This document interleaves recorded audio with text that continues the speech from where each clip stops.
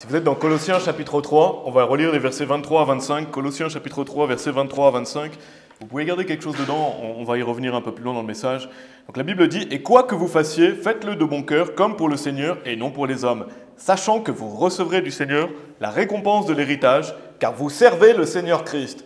Mais celui qui agit mal recevra pour le mal qu'il a fait, et il n'y a pas de distinction de personne. » Et le titre du message aujourd'hui, c'est « Mauvais vices », donc en opposition à bon suiveur. Donc mauvais suiveur par rapport à bon suiveur.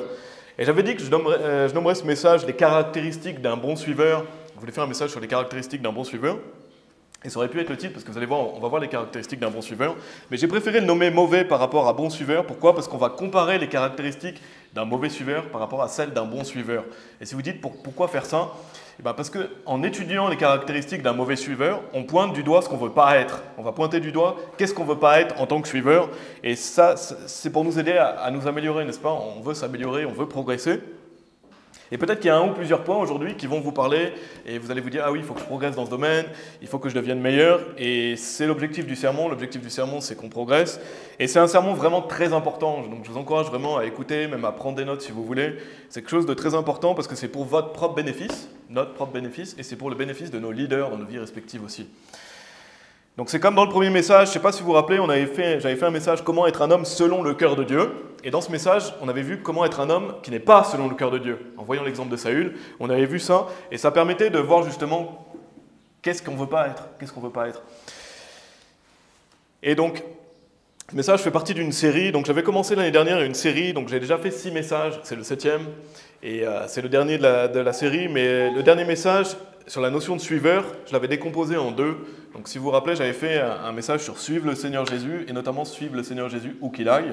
Donc on avait vu cette notion de suivre le Seigneur Jésus-Christ. Là, on va voir la deuxième partie, qui est plus axée sur comment suivre son responsable au travail, comment une épouse peut suivre son mari, etc. Donc c'est de manière générale. Et c'est le dernier message de la série, donc c'est le bout. On arrive vraiment au bout de la série.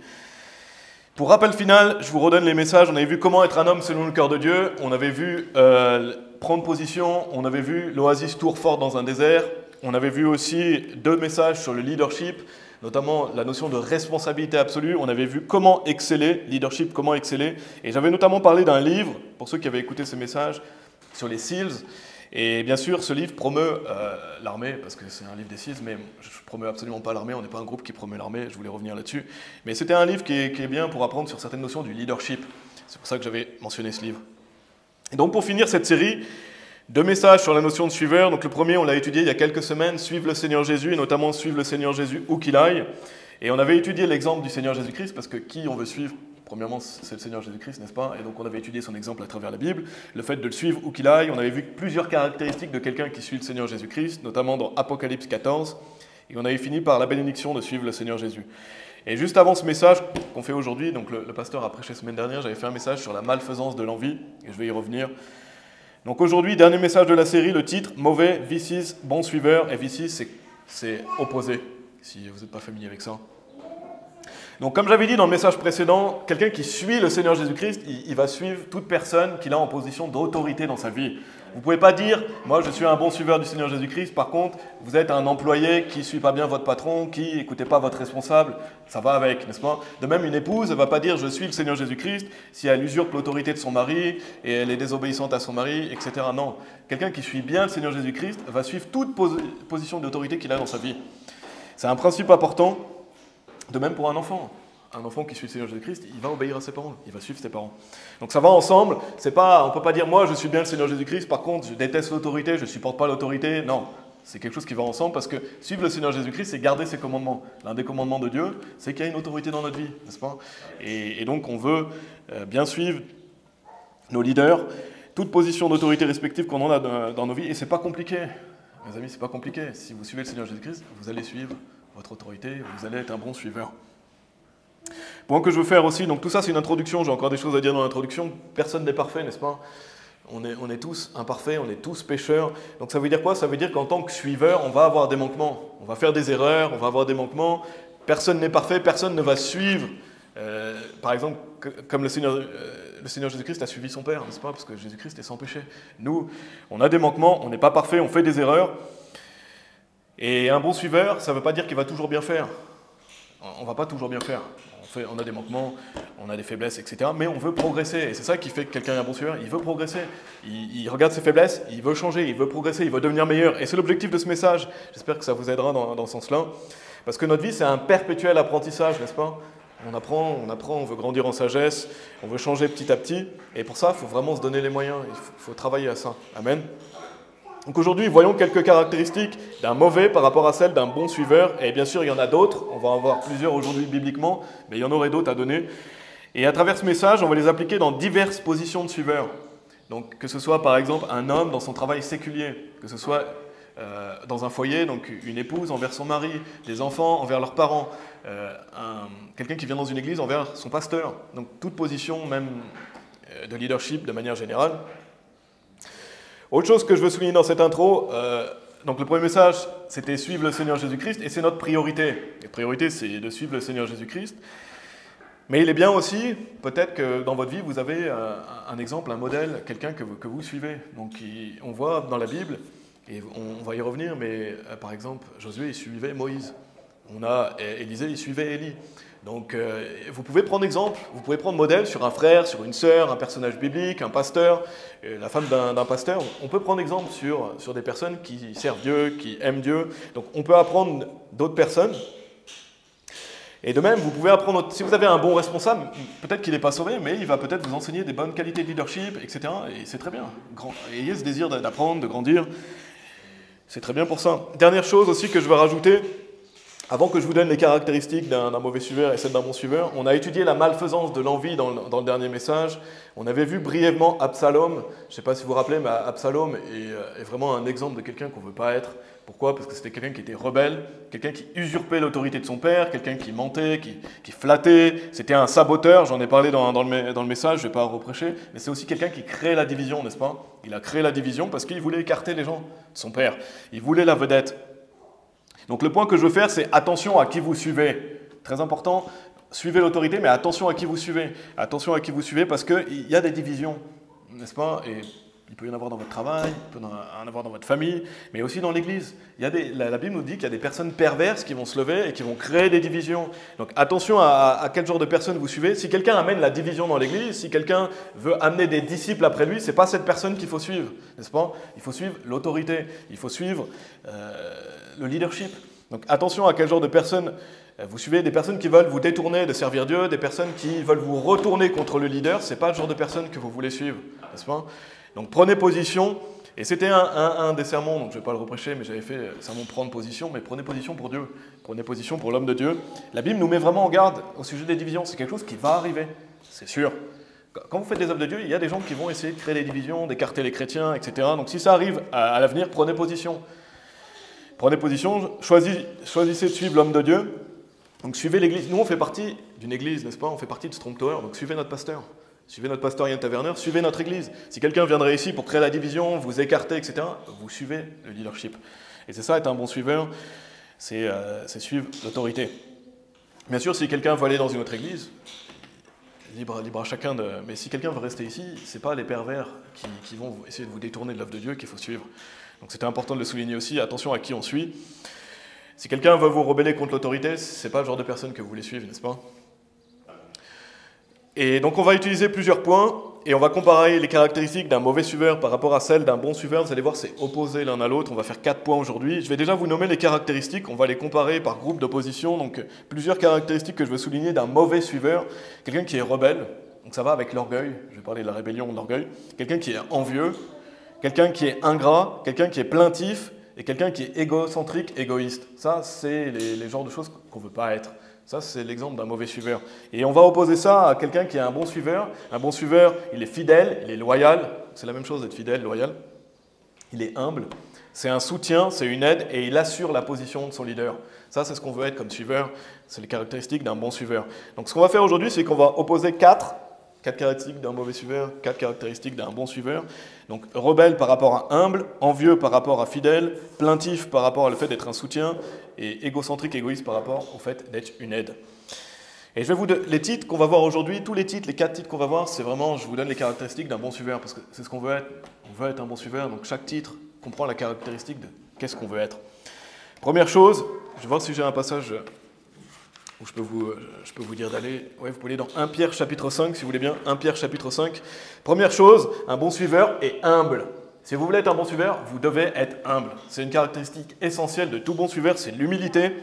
Inversement, un mauvais suiveur, il est rebelle, il est orgueilleux. Et ça, c'est ce qu'on ne veut pas être. Et pour chaque point, on va commencer par les caractéristiques d'un mauvais suiveur afin de finir par les caractéristiques d'un bon suiveur de qu'est-ce qu'on veut être.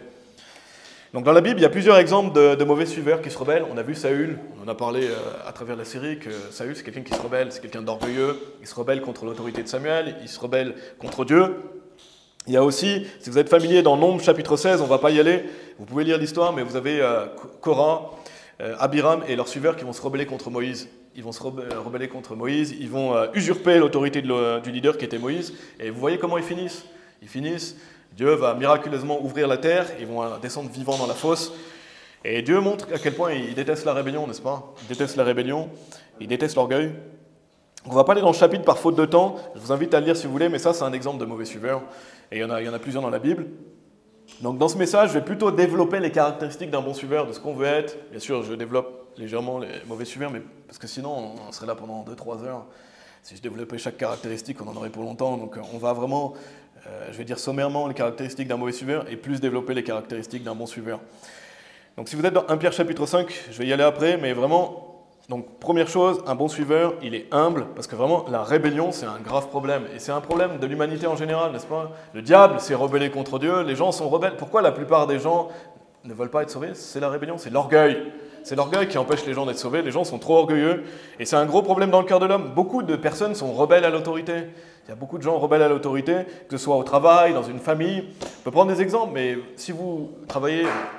Voilà, quand on est un homme, on est amené à travailler. Quand vous travaillez, vous voyez combien de fois les gens sont rebelles à leur manager, rebelles à leurs responsables, et sans arrêt à se plaindre de leurs responsables, ou ils ne font pas les choses comme leur responsable veut, ils sont là pour usurper l'autorité, à contredire. Ça arrive souvent, n'est-ce pas?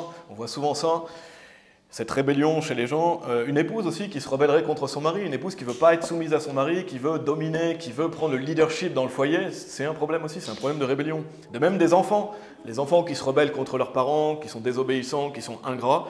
Tout ça, c'est des graves problèmes dans le cœur de l'homme, qu'il faut faire très attention. Vraiment, la rébellion et l'orgueil, c'est un gros frein pour être un bon suiveur. Un énorme frein. Vous ne pourrez jamais être un bon suiveur si vous êtes quelqu'un de rebelle et orgueilleux. C'est quelque chose qu'on doit changer. C'est quelque chose de malfaisant, et donc on veut progresser dans ce domaine. Donc ça, c'est l'exemple d'un mauvais suiveur. Un bon suiveur, lui, au contraire, il est humble. Qu'est-ce que ça veut dire que humble? C'est quelqu'un qui est petit à ses propres yeux. Quelqu'un qui est petit quelqu'un qui est à sa juste place. Et Saül, avant son déclin, la Bible, Samuel dit, lorsque tu étais petit à tes propres yeux. Donc, à un moment donné, Saül était quelqu'un de humble. Après, on voit sa descente, sa spirale négative, mais il était humble à un moment donné. C'est pour ça que Dieu l'a choisi. Malheureusement, on sait comment il a fini, mais il a commencé par être humble. Donc regardez 1 Pierre chapitre 5, lisons versets 5 et 6. 1 Pierre chapitre 5, versets 5 et 6. Il est dit, « De même, vous les plus jeunes, soumettez-vous aux anciens. Oui, vous tous, soyez soumis les uns aux autres et soyez revêtus d'humilité. Car Dieu résiste aux orgueilleux et donne grâce aux humbles. Humiliez-vous donc sous la puissante main de Dieu afin qu'il puisse vous élever au moment voulu. » Donc on voit qu'on doit être humble, on doit être satisfait de ce que Dieu nous donne, satisfait de la position qu'on a.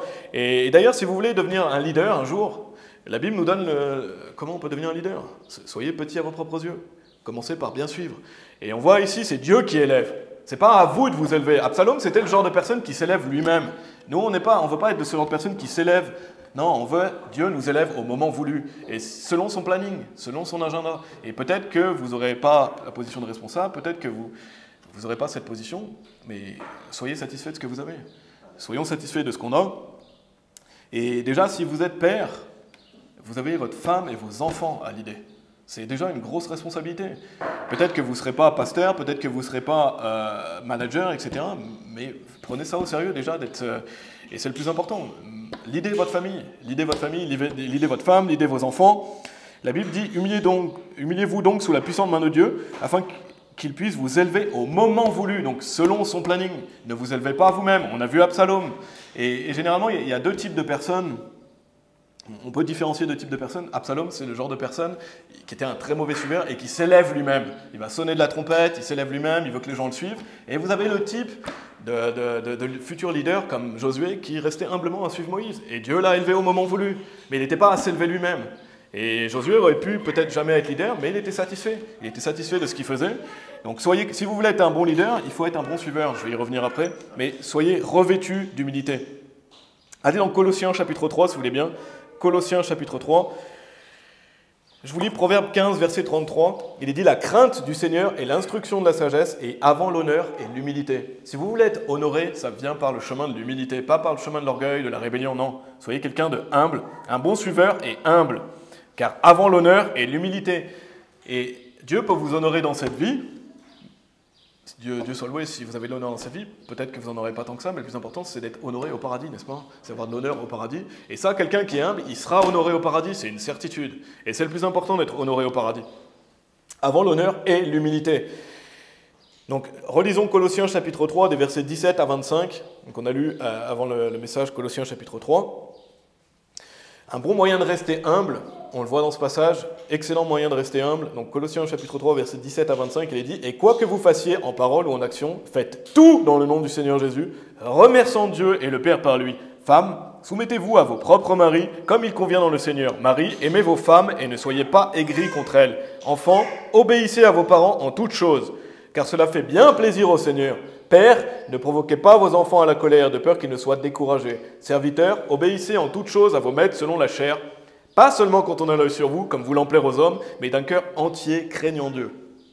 Et quoi que vous fassiez, faites-le de bon cœur, comme pour le Seigneur et non pour les hommes, sachant que vous recevrez du Seigneur la récompense de l'héritage, car vous servez le Seigneur Christ, mais celui qui agit mal recevra pour le mal qu'il a fait, et il n'y a pas de distinction de personne. Et ça, il y a beaucoup d'enseignements essentiels dans ce passage. D'ailleurs, c'est un sermon avant l'heure pour les pères, les mères, parce qu'il y a beaucoup de choses ici pour un père, une mère, une épouse. Beaucoup d'enseignements essentiels. C'est un excellent passage. Mais dans ce passage, il est dit qu'on doit tout faire comme pour le Seigneur, n'est-ce pas? Et solution radicale, comment rester humble? Faites tout pour le Seigneur. Si vous faites tout pour le Seigneur, vous allez être quelqu'un de humble. Vous allez être quelqu'un de humble parce que, avant toute chose, vous savez que quand vous obéissez à votre autorité, quand vous êtes un bon suiveur, vous le faites pour Dieu. Vous le faites pour Dieu. Et quand on fait toute chose pour le Seigneur, ça solutionne beaucoup de choses, n'est-ce pas? Et dans ce même passage, donc on vient lire dans Colossiens 3, c'est intéressant parce qu'on voit une femme envers son mari, on voit des enfants envers leurs parents, on voit un employé envers son patron. Donc ça couvre une grande partie de quelqu'un qui suit son leader. Une femme envers son mari, des enfants envers leurs parents, un employé envers son patron. Donc ça couvre une grande partie d'un suiveur. Et il y a même aussi le leader envers son suiveur. Comment un père doit faire envers ses enfants, comment un père doit faire envers sa femme, un mari envers sa femme. Donc, quelle est la clé pour être un bon suiveur? Tout faire comme pour le Seigneur. Amen. Il est dit, et quoi que vous fassiez, faites-le de bon cœur comme pour le Seigneur et non pour les hommes. C'est la solution. Restez humble, faites tout pour le Seigneur. Et une épouse, par exemple, qu'est-ce que ça veut dire? Une épouse doit servir son mari, lui être soumis comme si c'était le Seigneur Jésus-Christ. Et ça solutionnerait beaucoup de choses dans les couples, n'est-ce pas? Beaucoup de mariages irait beaucoup mieux si la femme réalisait qu'en servant son mari, elle sert le Seigneur Jésus-Christ. Combien de mariages ça sauverait? Solution simple et radicale au problème, voir son autorité comme si on suivait le Seigneur Jésus-Christ. Et donc, mesdames, quand vous servez votre mari, faites-le comme au Seigneur. Faites-le comme au Seigneur. Et votre mari, il a des manquements. Vous connaissez ses faiblesses, vous connaissez ses manquements. On en a tous. Mais aimez votre mari et faites ça. Faites les choses pour votre mari comme si c'était pour le Seigneur Jésus-Christ. De même, un enfant envers ses parents, de même, un employé envers son patron. Quand vous allez au travail, messieurs, votre responsable, vous le considérez comme si vous serviez le Seigneur Jésus-Christ. Et vous êtes là, vous venez en employé, mon patron, c'est le Seigneur Jésus-Christ. Et ça va au-delà de simplement un être humain. Et ça solutionnerait aussi beaucoup de choses, pas seulement quand on a l'œil sur vous, comme voulant plaire aux hommes, mais d'un cœur entier, craignant Dieu. Parce que quand vous faites ça, vous craignez Dieu. Vous craignez votre autorité parce que vous craignez Dieu. Vous voulez que Dieu regarde et soit faire plaisir à Dieu. Répondre à votre autorité. Et pas comme voulant plaire aux hommes. C'est ce que dit la Bible ici. Donc quand on sert quelqu'un, c'est pas pour plaire aux hommes. C'est pas pour se faire voir des hommes. Non, c'est pour Dieu qu'on fait ça. Et bien sûr, on échoue parfois, n'est-ce pas? On échoue parfois, il faut être honnête, mais on doit vouloir s'améliorer. On doit vouloir s'améliorer. Donc posez-vous ces questions, j'aimerais que vous posiez ces questions. Si Jésus était réellement sur terre, mesdames, et que c'était lui, c'est lui que vous serviez dans votre foyer, si Jésus était sur terre, comment vous le serviriez?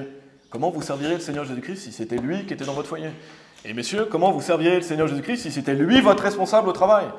Comment vous le serviriez? Si vraiment le Seigneur Jésus-Christ était en personne, comment vous le serviriez? Une bonne question à se poser, n'est-ce pas? Et bien sûr, le Seigneur Jésus-Christ n'est pas là. Bah, faites comme si c'était lui. Et voilà la solution. Servez votre patron, mesdames, servez votre mari comme si c'était le Seigneur Jésus-Christ. C'est ce que dit la Bible.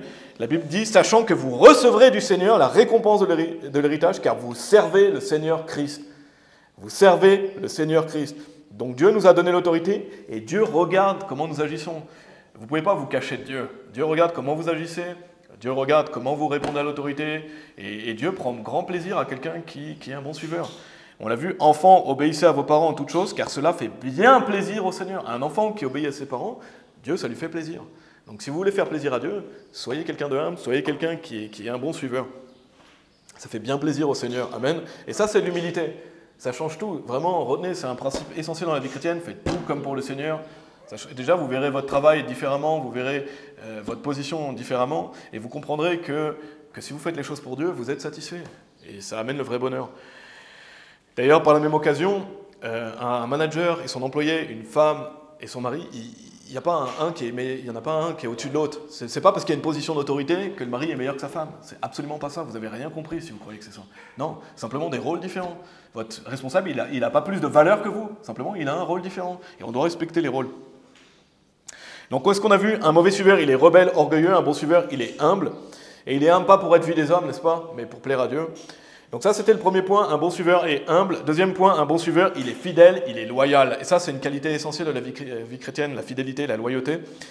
Inversement, et je vous ai dit que je commençais par les caractéristiques d'un mauvais suiveur, un mauvais suiveur, il est envieux, il est compétitif, il est déloyal. Et j'ai déjà fait un message sur l'envie. Je vous invite à l'écouter si vous ne l'avez pas écouté, mais vraiment, on a vu que l'envie, c'était une malfaisante émotion, n'est-ce pas? Une émotion destructrice. On a vu l'exemple de Saül. Déjà, on a vu que Saül, en tant que leader, à travers la série, il ne savait pas contrôler son insécurité. Saül, il se comparait aux autres, il essayait de prouver d'une mauvaise manière, il se sent en insécurité par rapport à la réussite des autres, alors qu'en tant que leader, on doit vouloir voir les autres exceller. Un bon leader, c'est quelqu'un qui amène les autres à l'excellence. Et un bon leader, moi j'ai un exemple au travail dans mon leader, j'ai un bon leader, Dieu soit loué, et je vois qu'il n'a aucun problème à ce que les autres soient élevés, il n'a aucun problème à ce que les autres réussissent, il amène les autres à l'excellence, il est même heureux, il se réjouit si quelqu'un réussit. Et ça, c'est un bon leader. Un bon leader, il est content quand les autres réussissent. Il n'est pas là à essayer de dénigrer l'autre pour le garder plus bas que lui, à se comparer à lui, à essayer de prouver qu'il est meilleur que lui. Non, un bon leader, il amène les autres vers l'excellence. Et c'est ça que faisait le Seigneur Jésus-Christ. Le Seigneur Jésus-Christ, il amène les autres à l'excellence. Et on l'avait vu déjà dans notre message. Donc un bon leader, il veut voir les autres avoir du succès. Saül était inverse. Inversement, on l'a déjà vu. Donc on a vu que Saül est un mauvais exemple de leader. Mais du point de vue du suiveur, c'est aussi un grave problème. Si un suiveur est envieux, compétitif, déloyal, il ne sera jamais un bon suiveur. Il ne sera jamais un bon suiveur. Si vous voulez être un bon suiveur, vous devez être quelqu'un de loyal, de fidèle. Et donc, si vous voulez être un bon suiveur, et même si vous voulez être un bon leader, prêtez grande attention à cette malfaisante émotion qu'est l'envie. J'en ai déjà parlé. Attention à ça, j'ai dit que j'en reparlerai dans ce message aussi à ça. Attention si vous êtes sujet à l'envie, parce qu'une personne envieuse ne sera jamais un bon suiveur, jamais un bon leader. Pourquoi? Parce que si vous êtes envieux de votre responsable, vous ne pourrez jamais être un bon suiveur. Si vous êtes quelqu'un de haineux, mécontent, irrité, parce que c'est ça que provoque l'envie, on l'a vu. Si vous êtes quelqu'un de mécontent, irrité et envieux envers votre manager, comment vous pouvez bien le suivre? Parce que vous ne pouvez pas bien suivre. Un bon suiveur, il est satisfait de sa position, il fait tout pour être un bon suiveur, et avec l'humilité, avec la fidélité, la loyauté. Donc attention à cette malfaisante émotion qu'est l'envie, on l'a déjà vu. Et au travail, encore une fois, combien de personnes envient leur responsable? Combien de personnes diraient « Ah, moi je ferais un meilleur travail que lui. Moi, si j'étais le responsable, ça se passerait comme ça serait bien mieux, etc. » On entend plein de gens qui sont comme ça, en train de critiquer sans arrêt leur leader, critiquer leur manager dès qu'ils ont le dos tourné, etc. En disant « Moi, je serais meilleur, je ferais un meilleur travail. Moi, si j'avais sa position, ça serait mieux, etc. » Il y a beaucoup de gens comme ça. Et ça, c'est pas être un bon suiveur. Et combien de personnes se comparent à leur responsable et diraient qu'il fait du meilleur travail? Combien de personnes sont en compétition les uns avec les autres aussi, au lieu d'être simplement en équipe? Travailler en équipe. Donc un bon suiveur travaille en équipe. Allez dans Galates chapitre 5 si vous voulez bien. Galates chapitre 5. Donc un bon suiveur, il travaille pour le bien de son entreprise. Il pense à comment mon entreprise peut prospérer, comment je peux bien faire ma part de mon travail. Et c'est ça être un bon suiveur. Pas pour la gloire personnelle. Regardez Galates chapitre 5 verset 26. La Bible dit « Ne soyons pas désireux de vaine gloire, nous provoquant l'un l'autre, étant envieux l'un de l'autre. » C'est pas ça qu'on doit faire en tant que chrétien, n'est-ce pas? On doit marcher par l'esprit, ne pas envier les autres, ne pas être en compétition les uns avec les autres spirituellement, nous provoquer l'un l'autre. Non, ça c'est marcher par la chair.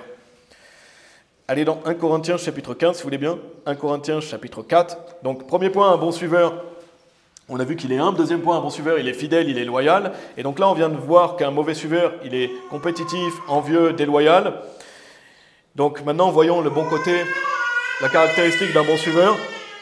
Le fait qu'il est fidèle, qu'il est loyal. Et ça, c'est l'inverse du fait d'être envieux. Et il y a d'excellents exemples dans la Bible. Il y a d'excellents exemples dans la Bible de bons suiveurs. Qui Josué avec Moïse, Élisée avec Élie. Vous avez Timothée avec Paul. Et c'est vraiment important aussi de comprendre, je l'ai déjà dit, mais tout bon leader a été un jour un bon suiveur. Tout bon leader, il a été formé. Il était d'abord un bon suiveur. Il a d'abord, et c'est le cas de ces trois-là que je vous ai dit, Josué, bon suiveur, Élisée, bon suiveur, Timothée, bon suiveur. Et ils ont fini d'excellents leaders. Pourquoi? Parce que c'était des bons suiveurs. Donc, c'est extrêmement important. Ça commence par ça. Après, tout bon suiveur ne sera pas nécessairement un leader. C'est pas parce que vous êtes un bon suiveur qu'un jour vous serez leader. Parce qu'il y a un rôle pour chacun. Peut-être que c'est pas votre place d'être le leader. Peut-être que vous serez simplement, voilà, vous serez suiveur. Et c'est très bien comme ça. Dieu soit loué. On doit se satisfaire de la position qu'on a. C'est pas parce que vous êtes un bon suiveur que vous allez être un jour un leader. Par contre, tout bon leader a été un jour un bon suiveur. Et comme j'ai dit, un père, il a déjà des gens à l'idée. Il a ses enfants, il a sa femme. Et c'est une grosse responsabilité et c'est une priorité pour lui. Donc notre pasteur, il a fait un excellent sermon sur la fidélité. Je sais qu'il y en a parmi nous qui étaient là-bas quand il a prêché sur la fidélité, donc je ne vais pas développer trop cette notion de fidélité, mais il a mentionné Proverbes chapitre 20, verset 6. « La plupart des hommes proclament chacun sa propre bonté, mais un homme fidèle, qui peut le trouver ?» Et je vous encourage à écouter son message si vous ne l'avez pas fait, je ne vais pas développer ça aujourd'hui. Mais vraiment être fidèle à son leader, c'est une importance capitale. Vous devez être fidèle, loyal à votre leader. Une femme envers son mari, une femme doit être fidèle à son mari. Des enfants doivent être fidèles à leurs parents. Un employé doit être fidèle à son responsable. Ça fait partie d'être un bon suiveur, c'est d'être fidèle. Donc soyez fiable, quelqu'un sur qui votre leader peut compter. Regardez 1 Corinthiens chapitre 4, versets 16 à 18. 1 Corinthiens chapitre 4, versets 16 à 18. Il est dit, c'est pourquoi je vous implore, suivez mon exemple. Pour ce motif, je vous ai envoyé Timothée, qui est mon fils bien-aimé. Et comment était décrit Timothée? Et fidèle dans le Seigneur. Qui vous fera souvenir de mes façons d'agir, lesquelles sont en Christ, comme j'enseigne partout dans chaque église. Or, certains sont enflés d'orgueil, comme si je n'allais pas venir à vous. Timothée est décrit comme quelqu'un de fidèle. Pourquoi il a excellé? Parce qu'il était fidèle. La fidélité, être fiable, quelqu'un sur qui on peut compter. Timothée était un grand homme de Dieu, mis en valeur par Paul pour sa fidélité. Donc c'était un exemple d'un excellent chrétien, parce qu'il était quelqu'un de fidèle. Je vous ai envoyé Timothée, qui est mon fils bien-aimé et fidèle dans le Seigneur. Donc soyez loyal, soyez fidèle à votre leader. Josué aussi était un excellent exemple de quelqu'un qui était loyal et fidèle à Moïse. Et par la suite, il est devenu un grand leader. Donc plusieurs sujets de réflexion. Que veut dire fidèle? Quelqu'un de fidèle, c'est quelqu'un qui soutient son leader. Si vous voulez être quelqu'un de fidèle, vous devez soutenir votre leader. Quand il est critiqué, quand il est attaqué, est-ce que vous êtes fidèle à votre leader? Est-ce que vous êtes fidèle à lui? Est-ce que vous le soutenez à travers les critiques, à travers la moquerie, à travers les attaques? Autre chose, fidèle envers son leader, ça veut dire faire ce qu'il veut, comment il veut. Est-ce que vous faites les choses comme votre leader veut? Est-ce que vous les faites comme lui, il veut? Ça, c'est être fidèle. C'est quelqu'un sur qui on peut compter. Votre responsable vous dit de faire quelque chose, vous le faites comme il veut. Autre chose, fidèle envers votre leader, ça veut dire que votre leader, il sait qu'il peut compter sur vous. Quand il vous donne quelque chose à faire, il sait que vous allez le faire. Il peut compter sur vous. Vous êtes là, vous êtes fidèle, vous êtes loyal. Ça, c'est des bons moyens de montrer sa fidélité et c'est ce qu'on veut être. Allez dans Exode chapitre 16, si vous voulez bien. Exode chapitre 16. Pour un résumé, on a vu quoi? Un bon suiveur, il est humble. Un bon suiveur, il est fidèle, il est loyal. Maintenant, un bon suiveur, c'est un bon soutien. C'est un soutien envers son responsable, envers son leader. Commençons par les exemples d'un mauvais suiveur. Un mauvais suiveur, à l'inverse, lui, il est plaintif, il est ingrat. Un mauvais suiveur est plaintif, ingrat. Donc c'est une des pires choses pour un leader que d'avoir un suiveur qui est tout le temps en train de se plaindre, tout le temps en train de dire « Ah, ce que tu fais, ça va pas, ça va pas, ça va pas ». C'est vraiment insupportable. C'est une des pires choses pour un leader d'avoir un suiveur qui se plaint sans arrêt de son responsable. Et c'est comme une épine dans un pied, c'est comme de la fumée dans les narines. C'est vraiment agaçant, c'est vraiment frustrant. Et c'est pas ça qu'on veut être, n'est-ce pas? On ne veut pas être un suiveur plaintif. On a plein d'exemples dans l'Ancien Testament, on va aller en voir un ici, le peuple qui se plaint envers Moïse, et on peut voir à quel point c'est irritant, on peut voir à quel point Moïse a souffert de ça. Regardez Exode chapitre 16, on va lire simplement 2 versets, sinon ce serait trop long, mais on voit le peuple qui murmure contre Moïse et Aaron. Regardez au verset 2, il est dit « Et l'entière congrégation des enfants d'Israël », en plus il y a beaucoup de monde, murmura contre Moïse et contre Aaron dans le désert. Donc on voit qu'ils se plaignent de la nourriture. Regardez verset 8. Et Moïse dit, « Ce qui doit arriver lorsque le Seigneur vous donnera le soir de la viande à manger et le matin du pain à satiété, parce que le Seigneur entend vos murmures, que vous murmurez contre lui, et que sommes-nous? Vos murmures ne sont pas contre nous, mais contre le Seigneur. Donc Dieu prend ça personnellement. Murmurer contre son autorité sans arrêt se plaindre de son responsable, c'est murmurer contre Dieu. Dieu prend ça très au sérieux. Donc un mauvais suiveur, il est plaintif. Il est plaintif et c'est absolument pas ce qu'on veut être. On ne veut pas être quelqu'un de plaintif comme les enfants d'Israël ici dans le désert. Dieu ne prend pas ça à la légère. Dieu ne prend pas ça à la légère. Donc ne soyez pas le genre de suiveur à murmurer contre votre leader, à vous plaindre sans arrêt. On a vu aussi dans le message prendre position, je ne sais pas si vous vous rappelez, mais Myriam et Aaron qui vont se rebeller en parlant mal de Moïse. Et Dieu va châtier sévèrement Myriam, n'est-ce pas? Elle va avoir la lèpre. Et c'est un exemple pour nous montrer, voilà, Dieu déteste le fait qu'on murmure contre notre leader. Et donc, si vous avez cette tendance à être plaintif, il faut que ça change. Il faut que ça change. Devenez justement quelqu'un qui est un soutien. Quelqu'un qui est un soutien. Donc être plaintif, c'est aussi être ingrat, parce que quelqu'un qui est plaintif envers son leader, il est ingrat. Parce que ça veut dire qu'il ne comprend pas à quel point le rôle de leader, c'est quelque chose de difficile. C'est difficile d'être un leader. Donc si vous êtes sans arrêt en train de vous plaindre de votre leader, vous ne l'aidez pas du tout. Au contraire, vous l'empêchez d'évoluer, vous l'empêchez d'exceller. C'est pas avoir de la gratitude pour le travail de votre leader si vous plaignez sans arrêt ce qu'il fait. Et être leader, c'est un dur travail. Si vous êtes père de famille, c'est un dur travail. Parce que vous avez la responsabilité de votre femme, de vos enfants. Être un manager au travail, c'est un dur travail. Vous avez la responsabilité de vos employés. Mais c'est un beau travail. C'est gratifiant, c'est quelque chose... Si vous leadez bien les gens, c'est un magnifique travail. Donc Dieu soit loué si vous avez une position de leadership, mais prenez ça au sérieux. Et justement, il faut vouloir s'améliorer. Parce qu'aucun leader n'est parfait. Si vous attendez que votre leader soit parfait avant de bien le suivre, ça n'arrivera pas. Ça n'arrivera pas. Donc un bon suiveur, il comprend que son leader, c'est un être humain. Donc un leader fait des erreurs, un leader a des manquements. La réponse, quand votre leader échoue, quand votre leader fait quelque chose de mal, la réponse, c'est pas de l'enfoncer. C'est pas de l'enfoncer, c'est pas de le critiquer devant tout le monde ou le rabaisser. Non, c'est de le soutenir, c'est de l'aider. C'est qu'est-ce que je peux faire pour aider mon leader qui là est en mauvaise posture? Qu'est-ce que je peux faire pour aider? C'est ça la bonne solution. C'est ça être un bon suiveur. De même, un leader envers son suiveur. Un leader, il prend conscience que son suiveur fait des erreurs aussi, a des manquements. Donc il va amener son suiveur à devenir meilleur et il prend conscience de ça. Donc il va soutenir et aider quelqu'un qui le suit. Allez donc, Hébreux chapitre 13, si vous voulez bien. Hébreux chapitre 13. Donc au lieu de critiquer votre leader, de croire que vous avez des meilleures idées, de croire que vous êtes meilleur que lui, décidez de soutenir votre leader. Soyez un soutien.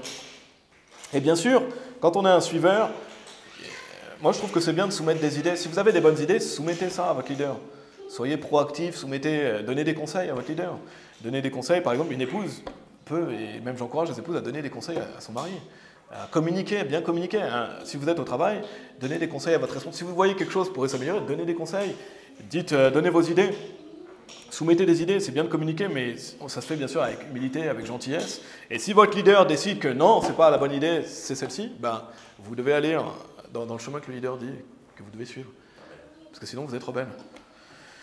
Donc c'est lui le boss.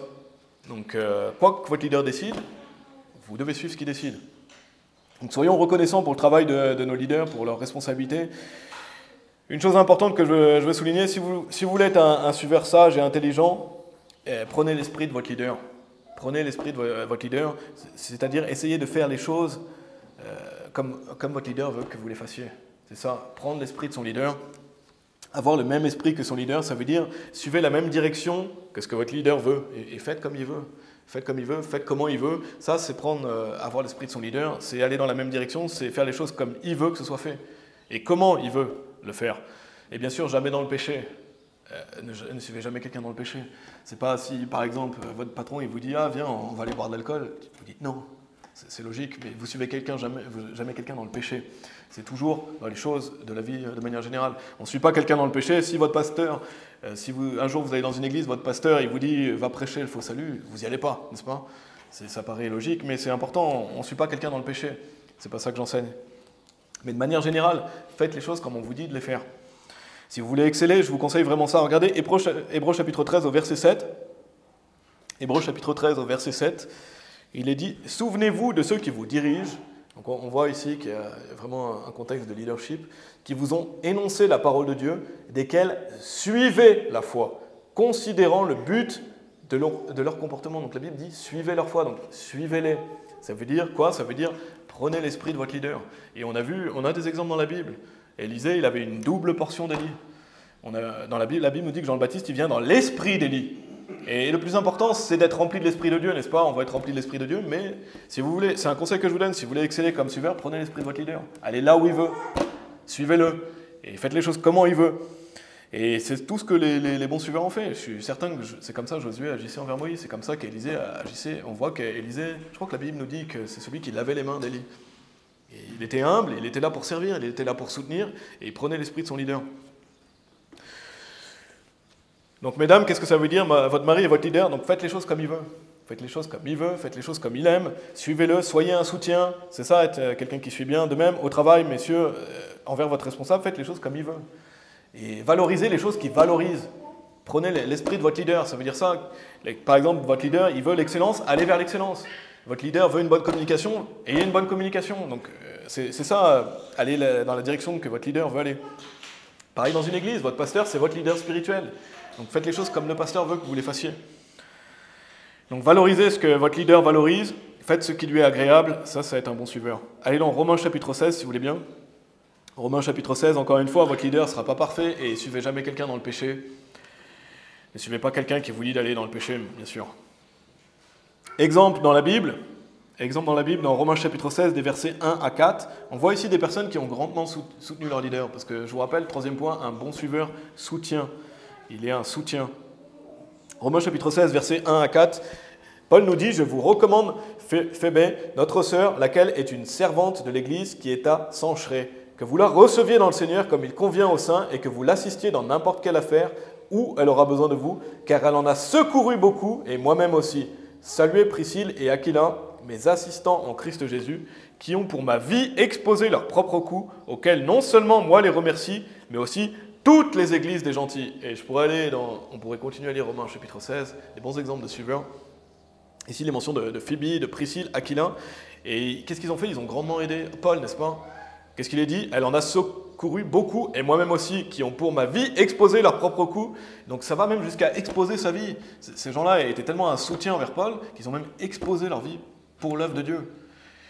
Et ça, c'était des grands suiveurs, n'est-ce pas? Et ils sont pour toujours dans la Bible. Ces personnes-là, il y a plusieurs mentions de Priscille et Aquila, mais on ne les connaît pas tant que ça. Et Paul les met en valeur. Pourquoi? Parce que c'était des soutiens. Ils ont même exposé leur vie pour Paul. Donc en faisant ça, allez dans 2 Samuel chapitre 16, si vous voulez bien. Et ce message est un peu long, je vous préviens d'avance, j'aurais dû le dire avant, mais ce message est un peu long parce qu'il y a pas mal de choses à dire. Donc je vais essayer de synthétiser encore après. Beaucoup de choses à dire sur les attributs d'un bon suiveur. Donc là, on voit que ce sont des soutiens. Autre chose qu'un bon suiveur fait, et c'est toujours dans la notion de soutenir, c'est d'assurer la position de votre leader. Un bon suiveur, il assure la position de son leader. Ça veut dire qu'il le soutient, il le protège, il assure sa place. Un bon suiveur, il protège son leader, mes amis. Regardez 2 Samuel chapitre 16, versets 5 à 6. Alors que vous verrez, il y a des mauvais suiveurs qui vont faire exprès de saboter le travail de leur leader. Je ne sais pas si vous avez déjà été témoin de ça, mais on voit qu'il y a des suiveurs, des fois, ils font exprès de saboter. Ils font exprès de saboter parce qu'ils ne veulent pas que leur leader réussisse. Et ça c'est pas être un bon suiveur. Un bon suiveur, il est en soutien. Il assure la position de son leader. Il est là pour le soutenir, pour le protéger. Regardez 2 Samuel chapitre 16, versets 5 et 6. Il est dit « Et lorsque le roi David vint à Bahurim, voici, il en sortit un homme de la famille de la maison de Saül, dont le nom était Shimei. » Je ne sais pas si je pense que vous avez déjà lu cette histoire. Le fils de Géra ou Géra. Il s'avança et maudissait toujours comme il venait. Et il jeta des pierres contre David et contre tous les serviteurs du roi David. Et tout le peuple et tous les puissants hommes étaient à sa main droite et à sa gauche. Versets 9 et 10, juste un peu plus loin, il est dit « Alors Abishai, le fils de Zéruia, dit au roi, « Pourquoi ce chien mort maudirait-il, mon seigneur le roi? Laisse-moi passer, je te prie, et que je lui ôte la tête. » Et le roi dit « Qu'ai-je à faire avec vous, fils de Zéruia? Qu'il me maudisse donc, parce que le Seigneur lui a dit « Maudis David. » Qui donc dira « Pourquoi as-tu fait ainsi ?» Donc on voit Shimei ici dans l'histoire, il maudit David, il jette des pierres sur lui, donc là il est clairement en train de... Voilà, il veut nuire à David, n'est-ce pas? Il jette des pierres dessus, il le maudit. Et Abishai, c'est un serviteur de David, et regardez ce qu'il va dire. « Pourquoi ce chien mort maudirait-il, mon seigneur le roi? Laisse-moi passer, je te prie, et que je lui ôte la tête. » Donc je ne sais pas si vous savez ce que ressent Abishai, mais il est jaloux pour son leader, n'est-ce pas? Il dit « Pour qui il se prend celui-là? Pour critiquer mon leader ?» Il va même jusqu'à dire à David « Laisse-moi passer, je vais lui couper la tête. » Ça, c'est un suiveur qui assure la position de son leader, c'est un suiveur qui est jaloux pour son leader, et bien sûr, il a tort de dire ça. Vous voyez, David, il le reprend. Il n'aurait pas dû dire ça. Il n'aurait pas dû dire ça. Il avait tort de dire ça. Mais il y a une bonne leçon. Il y a une bonne leçon dans ce passage, c'est qu'un bon suiveur, il défend son leader. Et on peut voir qu'Abishai, il était jaloux pour son leader. Il n'a pas laissé l'autre comme ça jeter des pierres sur son leader et rien dire. Non, il a dit, laisse-moi passer, je vais lui couper la tête. Et là, on peut voir que... Je suis sûr que David, au moins, il savait qu'il avait un bon suiveur. Je suis sûr que David, dans son cœur, il s'est dit, lui, au moins, il est prêt à me défendre. Lui, il est prêt à aller couper la tête de quelqu'un qui me critique, qui me jette des pierres dessus. Et encore une fois, il avait tort de dire ça, parce qu'on voit que David le reprend. Il dit, qu'ai-je à faire avec vous, fils de Zéruia, qu'il me maudisse donc, parce que le Seigneur lui a dit, maudit David, etc. Donc on voit que David le reprend, mais il y a une chose que je suis sûr, c'est que David, dans son cœur, il s'est dit, lui, au moins, il est prêt à me défendre. Lui, il est prêt à me défendre, il est jaloux pour son leader, et nous, on doit être jaloux pour Dieu, n'est-ce pas? J'en ai déjà parlé de la jalousie. Mais un bon suiveur, il couvre les arrières de son leader. Il est là pour le défendre, il est là pour le soutenir. Parce qu'un leader, il a besoin d'encouragement. Si vous avez une position de leadership, vous savez que vous avez besoin d'être encouragé. De même qu'un suiveur a besoin d'encouragement. Les deux. C'est interdépendant, un suiveur, un leader. Un suiveur a besoin d'un leader, un leader a besoin d'un suiveur. Quand on comprend ça, les choses vont mieux. Donc un leader, il a besoin qu'on veille sur lui. Et être un bon suiveur, c'est ça, c'est veiller sur son leader. Donc ça veut dire quoi? Ça veut dire au travail, messieurs, protégez votre responsable. Quand vous voyez que votre responsable est ouvertement critiqué, moqué, etc., prenez sa défense. Bien sûr, il faut juger des situations, mais soyez quelqu'un qui n'est pas là, quand quelqu'un critique votre responsable, à aller avec lui et à dire « Ah ouais, c'est vrai, mon responsable, c'est une pourriture, ceci, cela ». Non, protégez votre responsable. Soyez comme Abishai. Protégez votre responsable, soyez à ses côtés, que vous voyez sur lui, sur le travail. Pareil, mesdames, quand votre mari est ouvertement critiqué ou moqué, prenez sa défense. Soutenez votre leader. Allez pas avec les autres dames critiquer votre mari dans son dos. Non. Soyez du genre à dire non, ne parlez pas comme ça de mon mari. Non. Et bien sûr, voilà, faites ça avec sagesse, mais soyez là pour soutenir. Soyez là pour veiller sur votre responsable. De même, les enfants aussi. Quand un enfant, par exemple, mais bien sûr, un enfant plus âgé, mais un enfant de 15-16 ans, quand il entend des gens critiquer ses parents, il doit défendre ses parents. Il ne doit pas aller avec les autres et dire ah, « c'est vrai, mon père, il est comme ça ». Non, non, prenez la défense de vos parents. Et vous pouvez dire quelque chose ou aller le dire à vos parents. Bien sûr, en fonction des âges, si un enfant à 5-6 ans, il ne va pas reprendre un adulte, mais il peut dire à ses parents, ils ont dit ça, et au moins ne pas aller dans le sens des autres. Donc c'est ça, prendre la défense de son responsable. Donc un bon suiveur prend soin de son leader, et ça c'est de l'intelligence. Parce que si vous faites ça, ça veut dire que si vous faites cette notion de bien suivre, et donc de prendre défense, d'être un soutien de votre leader, c'est de l'intelligence, parce que ça veut dire que vous allez amener votre leader dans le bon chemin, et ça vous bénéficie au final. Quand vous êtes un bon suiveur, ça va vous bénéficier. Une épouse qui suit bien son mari, ça va la bénéficier, parce que son mari aura tendance à être un meilleur leader. Donc il pourra mieux vous leader. Si vous facilitez la vie de votre leader, il pourra mieux vous leader. Donc c'est vraiment important. Donc pour résumer, on va voir la quatrième partie après. On a vu quoi? On a vu quelques caractéristiques d'un mauvais suiveur: rebelle, orgueilleux, envieux, plaintif. On a vu quelques caractéristiques d'un bon suiveur: humble, loyal, fidèle, un soutien. Il assure la position du leader. Et le but du message, c'est pas de vous décourager et vous dites « Oh punaise, moi j'ai plein de choses que je dois changer, j'y arriverai jamais, j'ai remarqué que j'ai ça. » C'est pas le but du message. Le but du message, c'est que vous preniez ça à cœur et que vous désiriez changer petit à petit. Tiens, il y a ce domaine dans lequel je peux m'améliorer, il y a ce domaine dans lequel je peux progresser. Parce qu'on est en perpétuel apprentissage. Et on a tous à apprendre d'être un meilleur suiveur, n'est-ce pas? Déjà rien que pour suivre le Seigneur Jésus-Christ. Donc le but du message, c'est pas de vous décourager, c'est qu'on devienne meilleur. Amen. Si vous dites « Moi je suis pas un bon suiveur », je dois progresser dans ça, bah, progressez justement. Progressez. Parce qu'au final, c'est pour la cause de Christ. Pour finir, dernier point. Donc on a vu qu'un bon suiveur est un soutien dans la troisième partie. Un bon suiveur, c'est une aide, ça veut dire qu'il est au service. Allez dans Josué chapitre 11, si vous voulez bien. Mais on ne va pas y venir tout de suite, mais allez dans Josué chapitre 11. Donc un bon suiveur, c'est une aide, ça veut dire qu'il se met au service. Inversement, un mauvais suiveur, il est égocentrique, il est égoïste. Je vais vous donner des définitions de l'égocentrisme, si vous ne savez pas ce que ça veut dire, sur Wikipédia. L'égocentrisme est caractérisé par une tendance à ramener tout à soi. Les égocentriques se focalisent principalement sur leur propre intérêt, considérant leur opinion comme la plus importante et se voient comme la personne à suivre et à admirer. Ça, c'est un égocentrique. L'égoïsme, c'est différent. J'ai noté, il est dit, l'égocentrisme diffère paradoxalement en cela de l'égoïsme. L'égocentrique se soucie énormément des autres, sans pour autant les aimer. puisqu'il s'estime selon le regard et le jugement des autres. Donc, à l'inverse de l'égocentrique, l'égoïste, lui, il ne se soucie pas des autres. L'égocentrique, il se soucie du regard des autres, l'égoïste, il ne s'en soucie pas. Je vous donne la définition de l'égoïsme sur Wikipédia aussi. L'égoïsme est un trait de caractère qui consiste, dans une définition populaire, à avoir tendance à privilégier de manière excessive son intérêt propre, aux dépens de celui du reste du monde en général, ou d'autrui en particulier. Donc un égoïste, il pense qu'à lui, en fait. Il pense à lui, c'est moi le plus important, il ne se soucie pas du regard des autres. L'égocentrique, lui, il se soucie du regard des autres, il se construit par rapport à ça, mais il est centré aussi sur lui. Parce qu'il veut la vedette, il veut être l'homme à suivre, il se considère meilleur que les autres, etc. Donc un mauvais suiveur peut être égocentrique ou égoïste. Quelqu'un peut être égocentrique, égoïste. Même quelqu'un de sauvé, bien sûr, peut être égocentrique, égoïste. Mais quoi qu'il arrive pour les deux, que vous soyez égocentrique ou égoïste, vous êtes focalisé sur vous. C'est moi, et vous pensez qu'à votre propre intérêt, en fait. Un égocentrique, il pense à lui et à son propre intérêt. Un égoïste, il pense à lui et à son propre intérêt. Donc ça, c'est l'opposé d'un bon suiveur.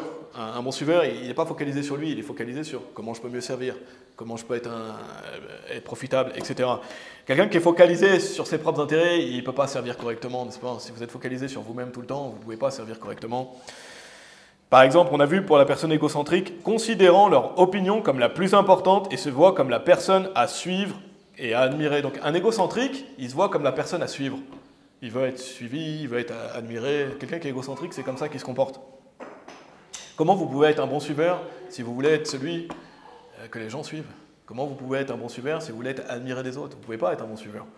Si vous êtes sans arrêt en train de vous comparer aux autres et de penser au regard des autres en se disant « moi je suis le meilleur », « monsieur je sais tout »,« moi je ferai un meilleur travail », vous ne pourrez jamais être un bon suiveur.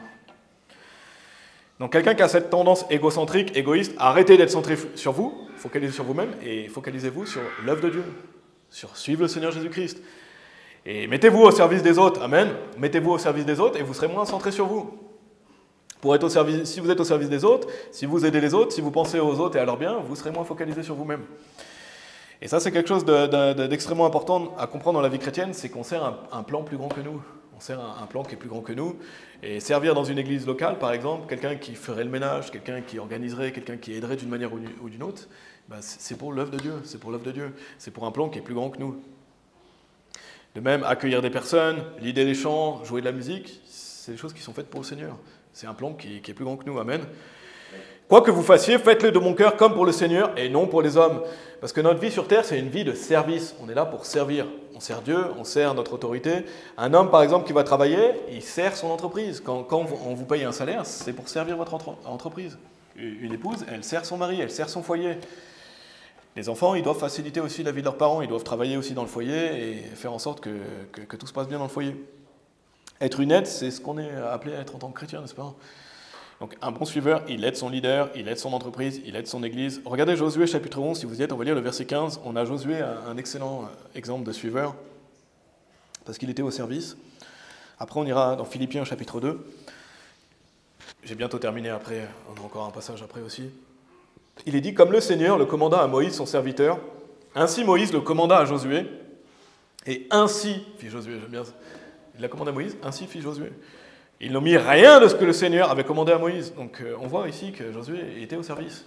C'était un bon serviteur. Il fait tout pour gagner la ligne de conduite, il fait tout pour se mettre au service. Philippiens chapitre 2, si vous voulez bien y aller, Philippiens chapitre 2. Après on ira dans Matthieu 25 et c'est le dernier passage. Là, le point que je veux faire, c'est qu'un bon suiveur, c'est une aide, il se met au service. Opposé, on a vu un mauvais suiveur, lui, il est égocentrique, il est égoïste, il pense à son propre intérêt et il va être, par exemple, un égocentrique. Lui, il veut être suivi, donc comment il peut suivre quelqu'un correctement ? C'est pas possible, c'est pour ça qu'il faut changer.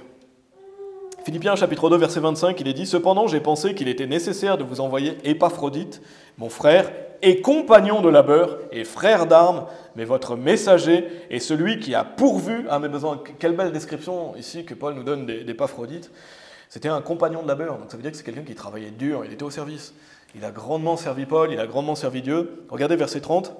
« À cause de l'œuvre de Christ, il fut près de la mort, n'ayant eu aucun égard pour sa vie, pour suppléer à ce qui manquait à votre service envers moi. » Donc là, Paul, il dit, lui, il m'a servi et il a suppléé à votre manque de service, en fait.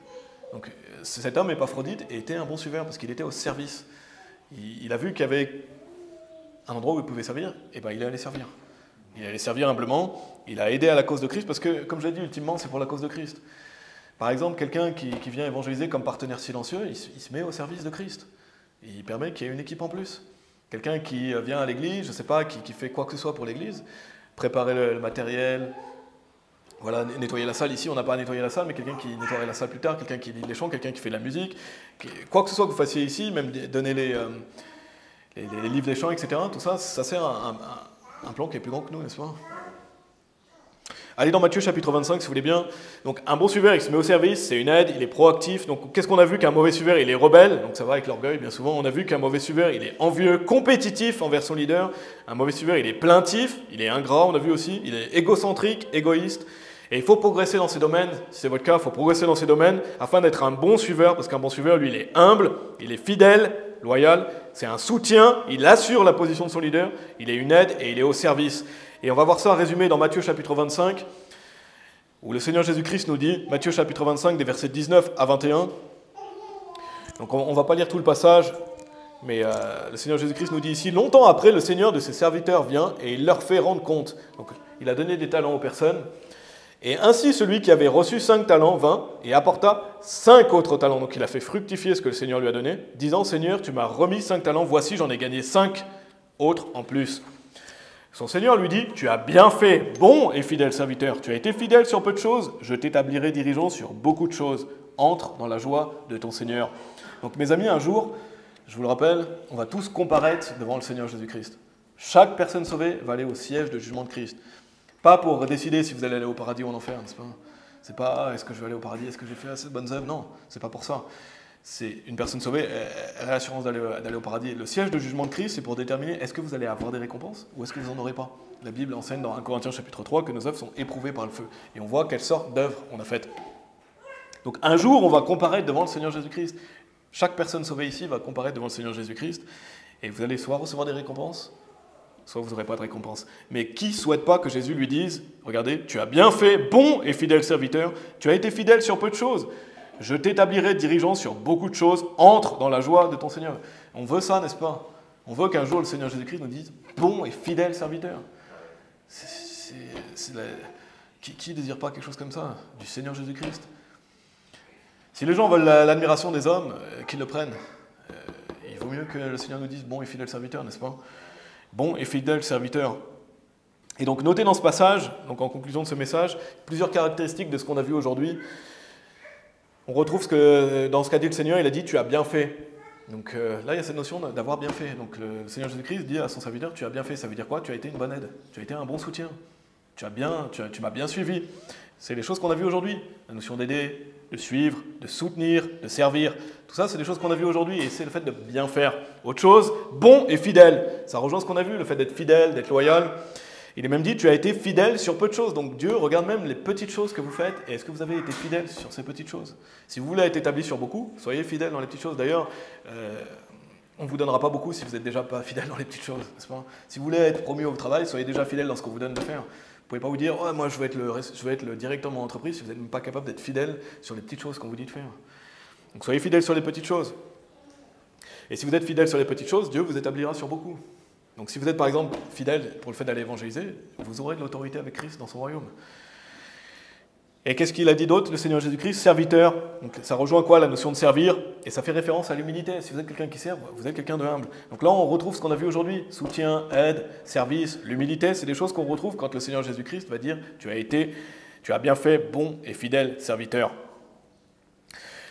Donc, soyons de bons suiveurs, la Bible dit, et quoi que vous fassiez, faites-le de bon cœur, comme pour le Seigneur, et non pour les hommes, sachant que vous recevrez du Seigneur la récompense de l'héritage, car vous servez le Seigneur Christ.